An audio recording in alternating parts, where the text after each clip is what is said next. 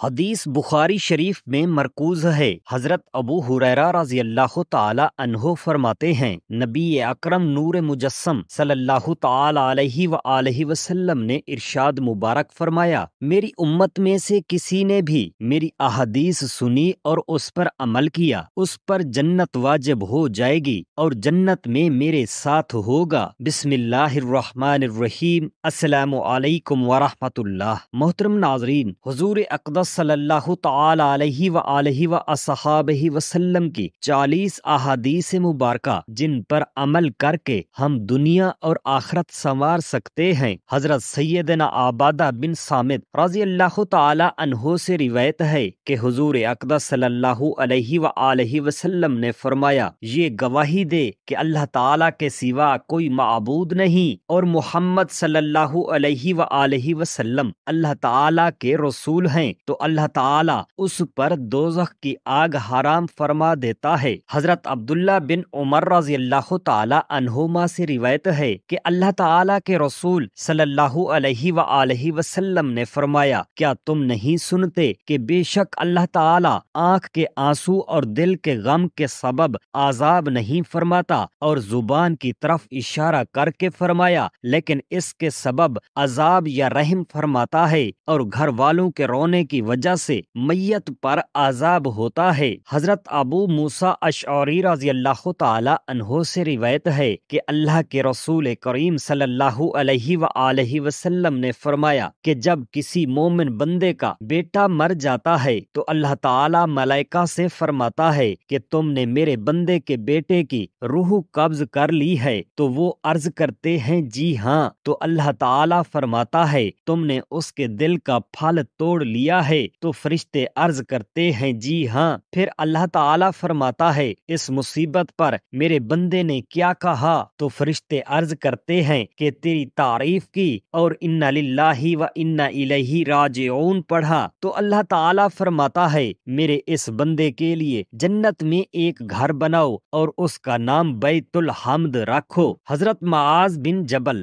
رضی اللہ تعالی عنہ سے روایت ہے کہ اللہ تعالی کے رسول محبوب صلی اللہ علیہ وآلہ وسلم نے فرمایا کہ جب دو مسلمانوں کے 3 بچے مر جاتے ہیں، اللہ تعالی ان دونوں کو اپنے فضل و رحمت سے جنت میں داخل فرمائے گا۔ صحابہ کرام نے عرض کیا، اے اللہ کے رسول صلی اللہ تعالی علیہ وآلہ وسلم، اگر 2 بچے انتقال کر جائیں تو سرکار مدینہ صلی اللہ تعالی علیہ وآلہ وصحابہ وسلم نے فرمایا 2 کا بھی یہی اجر ہے۔ پھر صحابہ کرام نے عرض کیا، اے اللہ تعالی کے محبوب نبی صلی اللہ علیہ وآلہ وسلم، اگر ایک فوت ہو جائے تو سرکار دو عالم صلی اللہ تعالی علیہ وآلہ وسلم نے فرمایا 1 کا بھی یہی اجر ہے۔ پھر فرمایا، قسم ہے اس ذات کی جس کے قبضہ قدرت میں میری جان ہے کہ خام حمل جو ساقط ہو جاتا ہے اپنی ماں کو جنت کی طرف کھینچے گا، جبکہ ماں اس تکلیف پر صبر اور ثواب کی طالب ہوئی ہو۔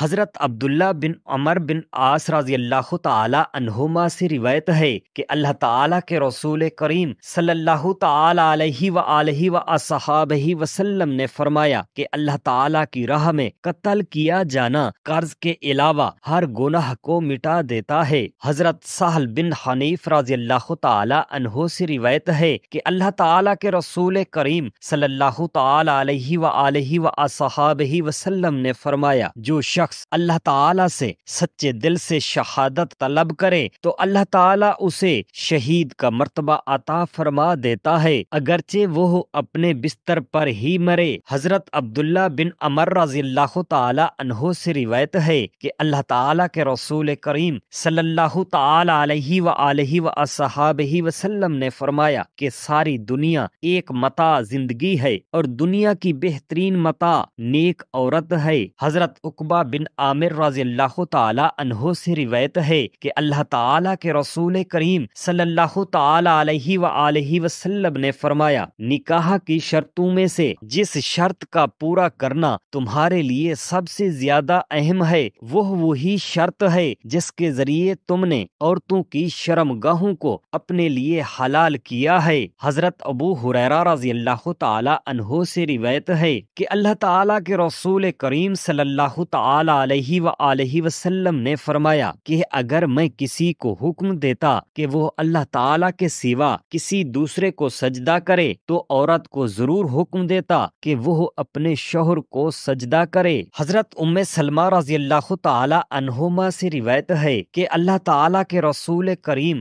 صلی اللہ تعالی علیہ وآلہ وسلم نے فرمایا کہ جو عورت اس حال میں انتقال کرے کہ اس کا شوہر اس سے راضی ہو اور خوش ہو تو وہ عورت جنتی ہے۔ حضرت ابن مسعود رضی اللہ تعالی عنہ سے روایت ہے کہ اللہ تعالیٰ کے محبوب رسول صلی اللہ علیہ وآلہ وسلم نے فرمایا کہ عورت ہے یعنی پردے میں رکھنے کی چیز ہے، جب وہ باہر نکلتی ہے تو شیطان اس کو گھورتا ہے۔ حضرت ام سلمہ رضی اللہ تعالی عنہا سے روایت ہے کہ میں اور حضرت میمونہ رضی اللہ تعالی عنہا سرکار دو عالم نور مجسم صلی اللہ علیہ وآلہ وسلم کی خدمت اقدس میں حاضر تھیں کہ ایک نبینہ صحابی جن کا نام حضرت ابن ام مکتوم رضی اللہ تعالی عنہ سامنے سے حضور صلی اللہ علیہ وآلہ وسلم کی خدمت بابرکت میں آ رہے تھے تو اللہ تعالیٰ کے محبوب صلی اللہ علیہ وآلہ وسلم نے ہم دونوں سے فرمایا کہ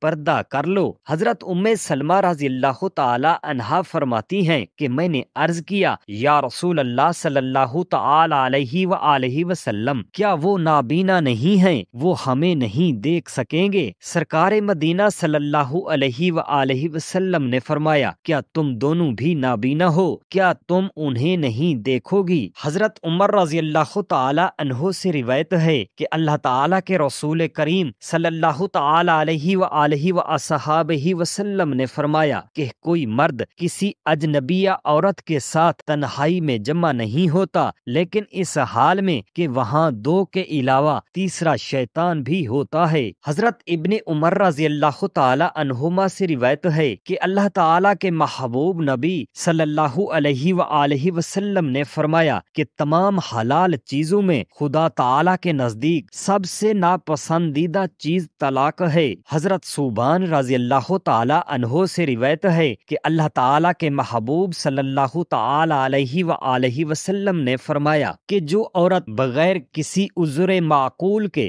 شوہر سے طلاق مانگے اس پر جنت کی خوشبو بھی حرام ہے۔ حضرت سیدہ عائشہ صدیقہ رضی اللہ تعالی عنہا فرماتی ہیں کہ سرور کونین صلی اللہ تعالی علیہ وآلہ وصحابہ وسلم نے فرمایا کہ جب مومن بیمار ہوتا ہے تو اللہ تعالیٰ اسے گناہوں سے ایسا پاک کر دیتا ہے جیسے بھٹی لوہے کے زنگ کو صاف کر دیتی ہے۔ حضرت ابو ہریرہ رضی اللہ تعالی عنہ سے روایت ہے کہ اللہ تعالیٰ کے رسول کریم صلی اللہ تعالی علیہ وآلہ وصحابہ وسلم کے حضور بخار کا ذکر کیا گیا تو ایک صحابی نے بخار کو برا کہا تو نبی کریم صلی اللہ تعالی علیہ وآلہ وسلم نے فرمایا بخار کو برا نہ کہو اس لیے کہ یہ تو گناہوں سے اس طرح پاک کر دیتا ہے جیسے آگ لوہے کے میل کو دور کر دیتی ہے۔ حضرت علی رضی اللہ تعالی عنہ سے روایت ہے انہوں نے کہا میں نے اللہ کے رسول کریم صلی اللہ تعالی علیہ وآلہ وصحابہ وسلم کو فرماتے ہوئے سنا کہ جب کوئی مسلمان اپنے مسلمان کی بھائی کی صبح کے وقت عیادت کرتا ہے تو شام تک 70,000 فرشتے اس کے لیے رحمت و مغفرت کی دعا کرتے ہیں اور جو شام کے وقت عیادت کرتا ہے تو صبح تک 70,000 فرشتے اس کے لیے رحمت و مغفرت کی دعا کرتے ہیں اور اس کے لیے جنت میں ایک باغ ہے۔ حضرت سیدنا ابو ہریرہ رضی اللہ تعالی عنہ سے روایت ہے کہ تاجدار رسالت شہنشاہ نبوت محسن انسانیت حضرت محمد صلی اللہ تعالی علیہ وآلہ وسلم نے فرمایا کہ جو شخص کسی مریض کی عیادت کرتا ہے تو ایک منادی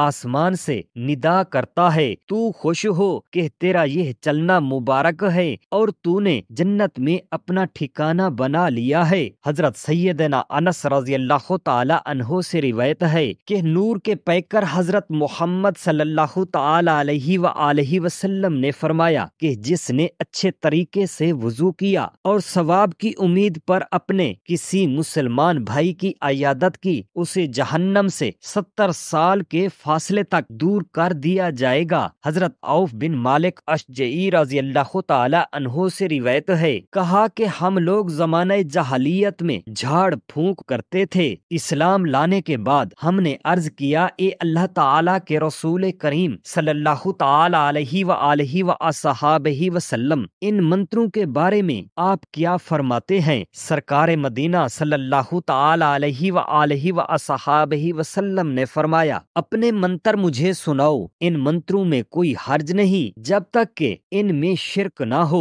حضرت ابو ہریرہ رضی اللہ تعالی عنہ سے روایت ہے کہ اللہ تعالی کے محبوب کریم رسول صلی اللہ تعالی علیہ وآلہ وسلم نے فرمایا کہ لذتوں کو ختم کر دینے والی چیز یعنی موت کو اکثر و بیشتر یاد کرو۔ حضرت ابو ہریرہ رضی اللہ تعالی عنہ سے روایت ہے کہ اللہ تعالی کے رسول کریم صلی اللہ تعالی علیہ وآلہ وصحابہ وسلم نے فرمایا، تم میں سے کوئی بھی موت کی آرزو نہ کرے، اس لیے کہ اگر وہ نیکوکار ہوگا تو شاید اور زیادہ نیکیاں کرے، اور اگر بدکار ہوگا تو شاید توبہ کر کے اللہ تعالیٰ کو راضی کر لے۔ حضرت معقل بن یسار رضی اللہ تعالی عنہ سے مروی ہے کہ اللہ تعالیٰ کے محبوب رسول صلی اللہ تعالی علیہ وآلہ وصحابہ وسلم نے فرمایا کہ اپنے مرنے والوں کے قریب سورہ یاسین شریف پڑھو، اس کا پڑھنا باعث نجات ہے۔ حضرت ابو سعید خدری رضی اللہ تعالی عنہ سے روایت ہے کہ اللہ تعالیٰ کے رسول کریم صلی اللہ تعالی علیہ وآلہ وصحابہ وسلم نے فرمایا، اپنے مرنے والوں کو کلمہ طیبہ کی تلقین کرو۔ حضرت ابن عباس رضی اللہ تعالی عنہما سے روایت ہے کہ اللہ تعالیٰ کے رسول کریم صلی اللہ تعالی علیہ وآلہ وصحابہ وسلم نے فرمایا کہ تم لوگ سفید کپڑے پہنا کرو، اس لیے کہ وہ عمدہ قسم کے کپڑے ہیں، اور سفید کپڑوں میں اپنے مردوں کو دفنایا کرو۔ حضرت ابن عمر رضی اللہ تعالی عنہما سے روایت ہے کہ اللہ تعالیٰ کے رسول کریم صلی اللہ تعالی علیہ وآلہ وصحابہ وسلم نے فرمایا کہ اپنے مردوں کی نیکیوں کا چرچا کرو اور ان کی برائیوں سے چشم پوشی کرو۔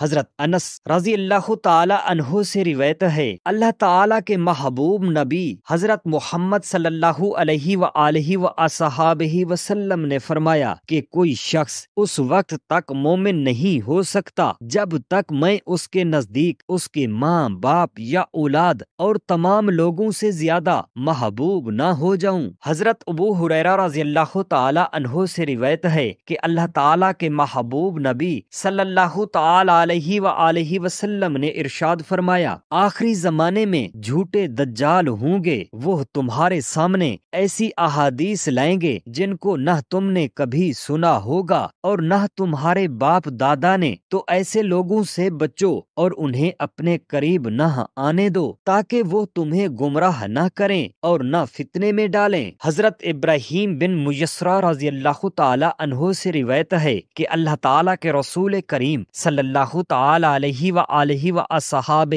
وسلم نے فرمایا، جس کسی بے دین کی تعظیم و توقیر کی تو اس نے اسلام کے ڈھانے پر مدد دی۔ حضرت ابو ہریرہ رضی اللہ تعالی عنہ سے روایت ہے کہ اللہ تعالیٰ کا محبوب نبی صلی اللہ تعالی علیہ وآلہ وسلم نے ارشاد فرمایا، جو شخص فساد امت کے وقت میری سنت پر عمل کرے گا، اللہ تعالیٰ اس کو 100 شہیدوں کا ثواب عطا کرے گا۔ حضرت ابو سعید خدری رضی اللہ تعالی عنہ سے روایت ہے کہ اللہ تعالیٰ کے رسول کریم صلی اللہ تعالی علیہ وآلہ وصحابہ وسلم نے فرمایا، مسلمان کو کوئی تکلیف، فکر، بیماری، ملال، اذیت اور کوئی غم نہیں پہنچتا ان کو یہاں تک کہ کانٹا جو اسے چبھے، مگر اللہ تعالیٰ گناہوں کو مٹا دیتا ہے۔ حضرت سیدنا ابن مسعود رضی اللہ تعالی عنہ روایت فرماتے ہیں کہ رسول اکرم نور مجسم وجہ تخلیق کائنات حضرت محمد صلی اللہ تعالی علیہ وآلہ وصحابہ وسلم نے فرمایا، مومن پر تعجب ہے کہ وہ بیماری سے ڈرتا ہے، اگر وہ جان لیتا کہ بیماری میں اس کے لیے کیا ہے تو ساری زندگی بیمار رہنا پسند کرتا۔ پھر نبی کریم صلی اللہ تعالی علیہ وآلہ وسلم نے اپنا سر مبارک آسمان کی طرف اٹھایا اور مسکرانے لگے۔ عرض کیا گیا، یا رسول اللہ صلی اللہ تعالی علیہ وآلہ وسلم،